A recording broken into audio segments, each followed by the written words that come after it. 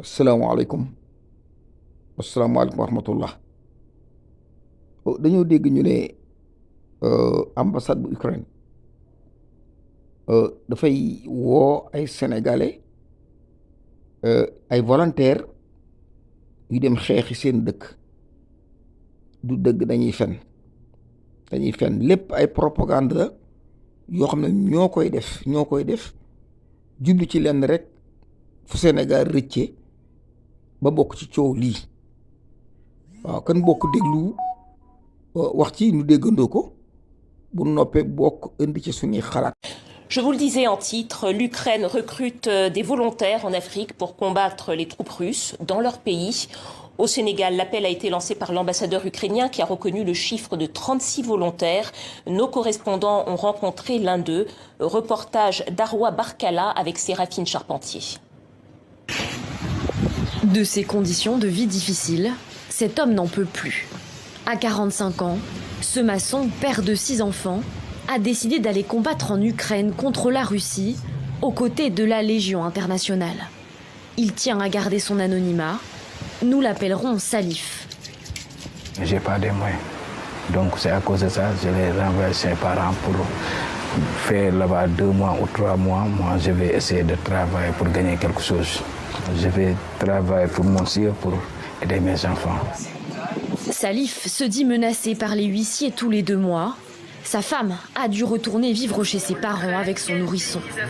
Alors l'appel de l'ambassade d'Ukraine au Sénégal, Salif l'a vu comme une bouée de sauvetage. Mais le maçon assure que l'argent n'est pas sa seule motivation.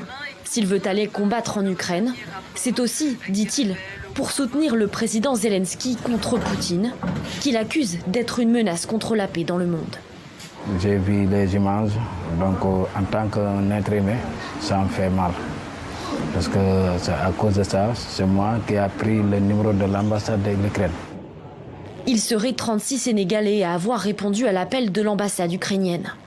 Un appel très mal pris par Dakar.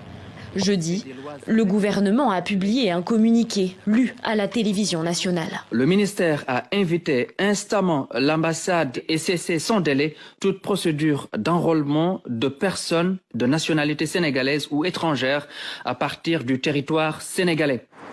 Le Sénégal est jusqu'à présent resté timide et ne s'est pas positionné sur l'invasion russe en Ukraine. Le pays s'est également abstenu mercredi lors du vote d'une résolution de l'ONU adoptée massivement. Elle exigeait que la Russie cesse immédiatement de recourir à la force contre l'Ukraine. Traditionnellement 10%. Et pendant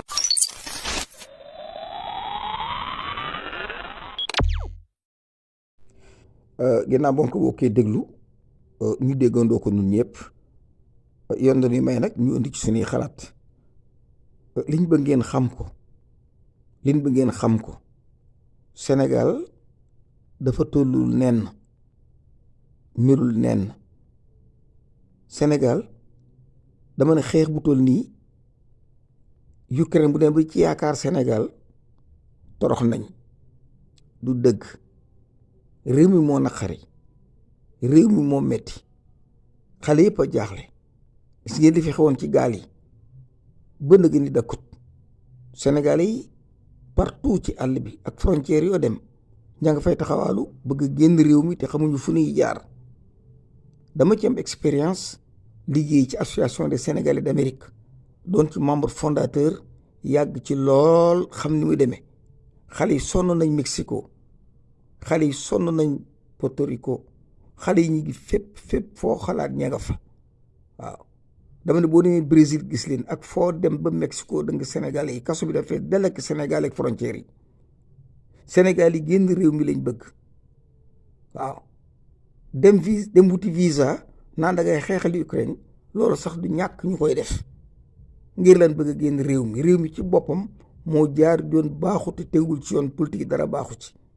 te lii ñuy foye am na beneen interprétation boo xam ne borom xam-xam yi mën nañ ko ciy jëlee. benn da ngeen a bëgg génn réew mi, ba ca desit mën nañ cee profité suñu mbokki africains yi ne Sénégal yi dañoo contre sous région bi, Sénégal yi dañoo contre maliens yi, Sénégal yi pare nañ pour accueillir l'armée française pour mu bombarder Mali. lépp borom xel mu gàtt mën na koo xalaat. te lii waa ji waxul dëgg ndax sooxul dëgg. waaw dama ne France du fi nekk, Europe nekk fi woowuñ leen di woowaa Sénégal du dëgg. te bu ngeen génnul ci guerre bii génn leen ci guerre bii téyewu leen seen làmmiñ. la Russie dañ lay yebal yónnee benn bombe boo xam ne waxuma la Ndakaaru waaye Sénégal yëppay tas. dara du ci dëgg. dem leen jaamu ji futtiku liggéey te jéem a jubbanti réew mi. defe naa loolu mooy ay pexe. dama ne ci àll bi laay yàgg fekke lu ne. ay étudiants sénégalais ay sénégalais déclaré si bu franc-maçon dem ci loge yi pour ñu fat leen dimbali leen ci fun dëkk ak luñ lekk ak luñ sol ak luñ jànge. ñoom dañuy dem ba dooni franc-maçon ndax tumuraanke moo luñ ci dugal ak ñàkk man ak ñàkk bourse. dem naa ba gis ay góor du benn yoon du ñaari du ñetti yoon ñoo xam ne dañuy dem ne ab góor jigéen lañ seen kër ñoo leen génne amuñu fun dëkk ñu daw diggu Europe. ñooñu kër leen di wutal jox leen i këyit di leen toppatoo ak a faj. Sénégal yi lu ne la ñuy wax lu ne. am na ñu dem ba naan man suñu dëkk ay jullit lañ 95% de musulmans man bëgguma dun jullit suñu waa kër génne ma kër ga. maa ngi ëmb fu may jëm église bi di ko dimbali muy lekk fekk day fen. ñu toppatal këyitam mu dem liggéeyi di yónnee dépense am de Sénégal. ak lu ngeen mën a xalaat rek Sénégal la nga pour génn. am na ñoo ci ay réfugiés politique ci dañu amee seeni këyit. Sénégal day xeex ak Gambie dañ maa jàppoon bëgg maa rey ma daw Guinée Bissau ñu dugg si ci réew mi ñu ci këyit jox la. waaw lu ngeen xalaat rek lu ngeen Sénégal yaa ngi koy def. waaw même am na xale yu jigéen dañ leen di jàpp lan la damaa bëgg a jàng sama yaay amulum lekk amul luñ naan te ñoom xam na ne Sénégal dafa xiif léegi sama yaay bëgg maa dugal ci prostitution te mu bëgguma loolu damaa bëgg ko ma dimbali ma jàng. loolu lépp da nga koy dégg ci àll bi. kon guerre bii bu naan am na Sénégal yu bindoog ambassade nangam dañuy fen boo demee ambassade mën nañoo rang visa di rang.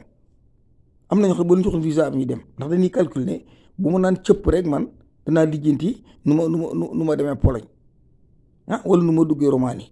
yooyu mu ni ci seen bopp dañuy fen xeexiwuñu demuñu fen xeexiwuñu.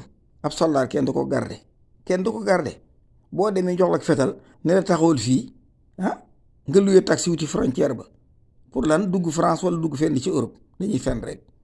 billaahi wallaahi xeexiwuñu. waaw gouvernement bi nag am na ci responsabilité. dama jóg leen ci réew mi toute la jeunesse sénégalaise am ngeen ci ay responsabilité. réew mi kenn moomu ku dul yéen dem ngeen amul lu ngeen fi lekk lu ngeen lekk amu leen ko. géej gépp tubaab bi napp na ko yóbbu jën yi zircon beeg bagage fi mu tubaab bi jël na ko. xale yi jóg leen jële fi Macky Sall moo gën seen lii. jóg leen jële fi Macky Sall ànd leen jële ko fi mooy li gën ci yéen. tant que defu leen ko ci toroxtaa ngi ngeen di dëkk te tubaab bi daanu yilif sëriñ su noot nu te bu ndee dem sawara kon may jégalu bu baax a baax man la Ousmane Dramé bu la réveiller conscience.